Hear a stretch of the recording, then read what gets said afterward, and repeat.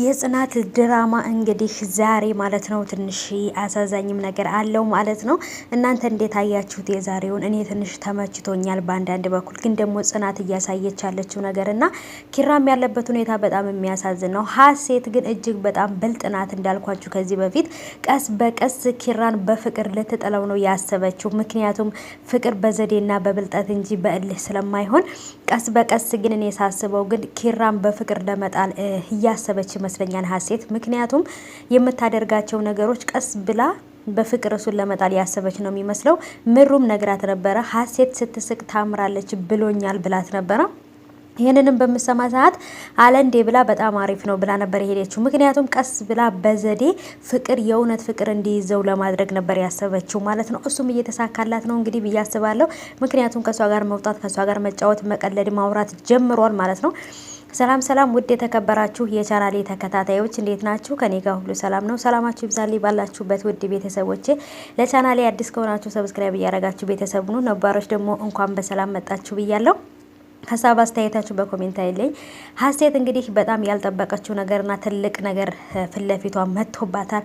ይሄም ማለት እንግዲህ ዩኒቨርሲቲ ላይ ይሄ ልጅ ማለት ነው ዩኒቨርሲቲ ላይ ያሉ ቪዲዮ ቀርጾ ሶሻል ሚዲያ ላይ የለቀቀባት ልጅ አባቷንም ልብ የሰበረ ቤተሰቡንም ያሳዘነ ልጅ ነው። እንግዲህ ግን በሚያሳዝን ሁኔታ ግን የኪራ ጓደኛና የስራ ባልደረባ ሆኖ ተገኝቶ ስለተቸገረ ወይንም ደግሞ ቤት እስከሚከራይ ድረስ እነ ኪራ ቤት መጥቷል። እሱም እዚህ ጋር ደግሞ ልክ እንደማታውቀው ሁና እንትን በምትለው ሰዓት ለምን እንደዚህ ታረጊያለሽ? ባለፈ ነገር ለምን እንደዚህ እንትን ተስፋ ተቆርጫለሽ? ወይንም የሆነ ነገር እያላት ነበረ።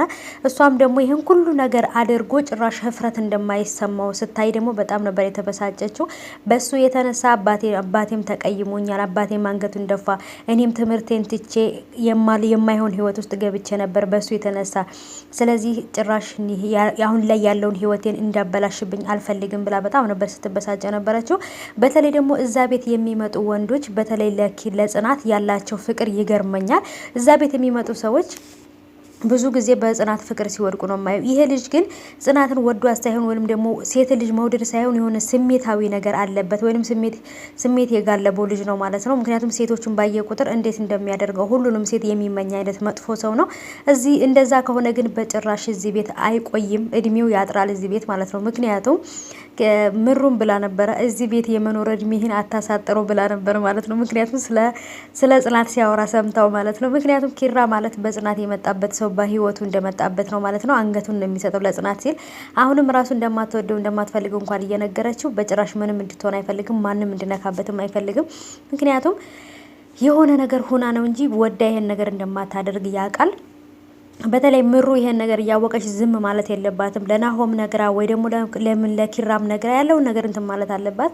እሷ ሀሳቤ ልታስለውጭኝ እንዳትሞክሪ ብላ ስላለቻት ብቻ ጽናት ምሩ ዝም ማለት የለባትም። ነገሮችን ለመፍታት መሞከር አለባት ብዬ አስባለሁ።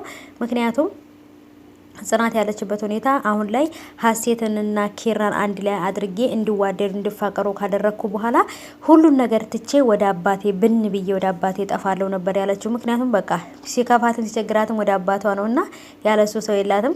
ስለዚህ ውዶች አሁን ላይ ጽናት ያለችበት ሁኔታ እጅግ በጣም ከባድ ነው። ተስፋ ቆርጣለች። የመኖር ተስፋውን ራሱ ሙጥጥ አድርጋ ጨርሳለች ማለት ነው።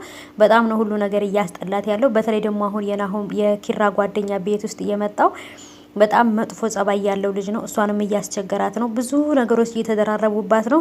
የእውነት ነው የምላችሁ ምን ማድረግ እንዳለባት ግራ ገብቷታል ጽናት ማለት ነው። ግን ደግሞ ጎበዝ ናት። ስለዚህ ጥሩ መፍትሄ ላይ ትደርሳለች ብዬ አስባለሁ።